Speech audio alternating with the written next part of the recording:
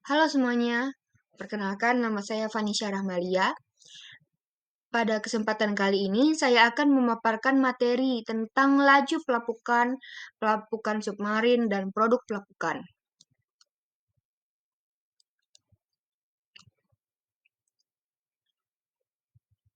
Apa sih laju pelapukan? Nah, laju pelapukan ini adalah kecepatan proses perubahan fisik dan kimia pada mineral dan batuan yang dipengaruhi oleh faktor lingkungan seperti cuaca, air, dan suhu.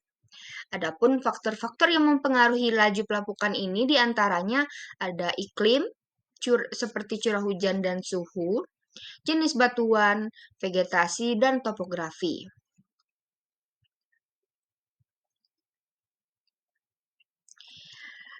Ada metode mengukur laju pelapukan.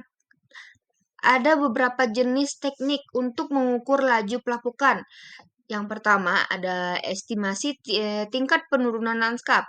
Nah, ini adalah metode untuk mengukur laju pelapukan dengan mengamati seberapa cepat permukaan tanah atau batuan mengalami penurunan akibat proses pelapukan dan erosi.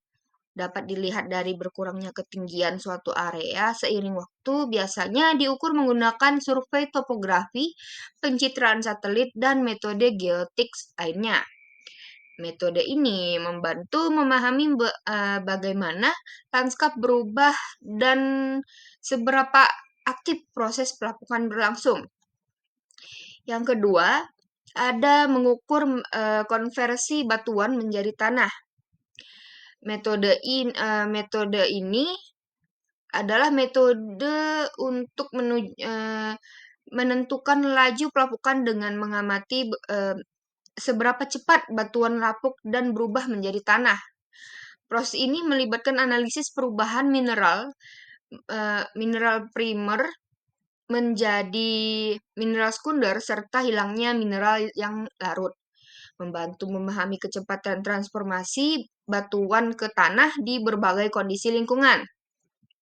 Yang ketiga, menghitung volume detritus padat.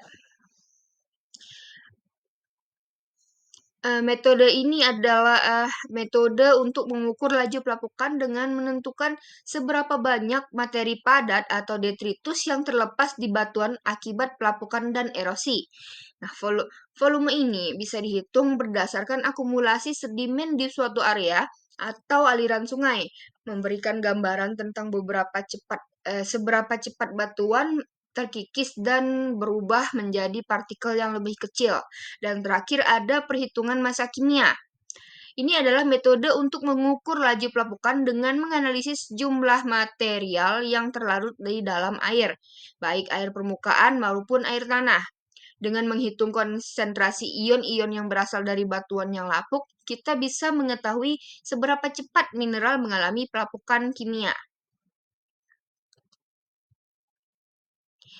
Stabilitas mineral dan laju pelapukan.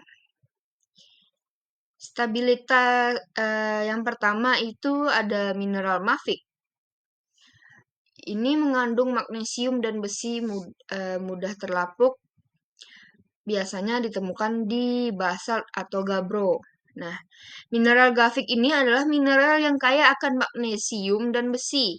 Mineral ini biasanya ditemukan di dalam batuan beku seperti basalt dan gabbro karena mineral mafic ini terbentuk pada suhu tinggi, ikatan kimianya cenderung lebih rendah, sehingga lebih mudah mengalami pelapukan dibandingkan mineral yang terbentuk pada suhu rendah, seperti kuarsa.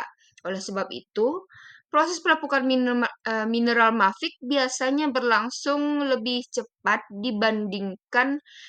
eh, berlangsung lebih cepat di lingkungan yang lembab dan hangat.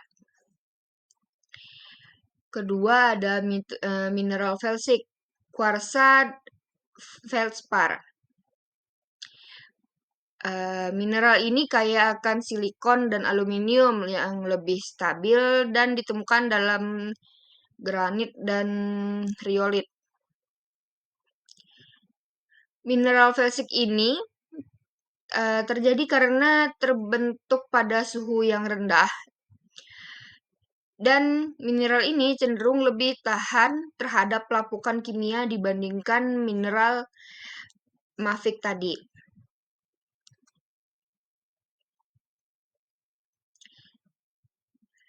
Selanjutnya ada produk pelapukan suberial. Ada 3 produk utama dari pelapukan suberial, diantaranya residu batuan sumber, mineral sekunder, dan konstituen larut. Selanjutnya kita akan membahas pelapukan submarin. Nah, pelapukan submarin ini adalah proses pelapukan batuan di bawah permukaan laut yang terjadi di dasar laut, lereng benua, atau kawasan pantai. Prosesnya ada 3, diantaranya seperti abrasi oleh pasir dan air laut, pelepasan gas vulkanik dan hidrotermal, dan pelarutan batuan oleh air laut kayak garam dan asam karbonat. Produk pelapukan submarin. Produk pelapukan submarin ini ada 2, yaitu Black Smoker Chinmay, yaitu struktur vertikal yang terbentuk dari pengendapan sulfida, dan Chinmay. Chinmay ini terbentuk akibat mineral-mineral dari ventilasi hidrotermal yang bertambah seiring waktu, seperti pada gambar.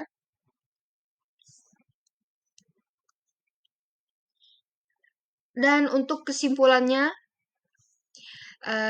dari seluruh slide yang sudah saya jelaskan, itu di mana laju pelapukan ini dipengaruhi oleh berbagai faktor, termasuk suhu dan komposisi mineral. Produk pelapukan suberial itu meliputi residu batuan sumber, mineral sekunder, dan konstituen larut. Dan terakhir, kesimpulannya itu dari pelapukan submarin ini menciptakan struktur unik seperti Black Smoker dan Chinmay. Sekian penjelasan dari saya pada kesempatan kali ini. Mohon maaf jika ada yang kurang. Sekian dari saya. Wassalamualaikum warahmatullahi wabarakatuh.